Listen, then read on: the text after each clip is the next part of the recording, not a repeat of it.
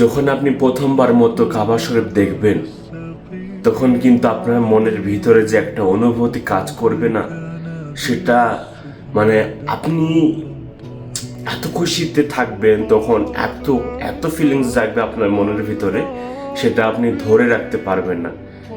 Feelings এতটা জাগবে, আপনার চোখ দিয়ে অটোমেটিক জল ঝরে পড়বে।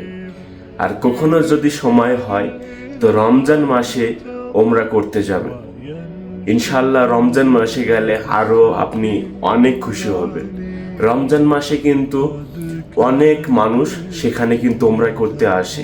আপনার অনেক দেশের অনেক বিভিন্ন রকমের মানুষই কিন্তু এখানে ওমরা করতে আসে রমজান মাসে।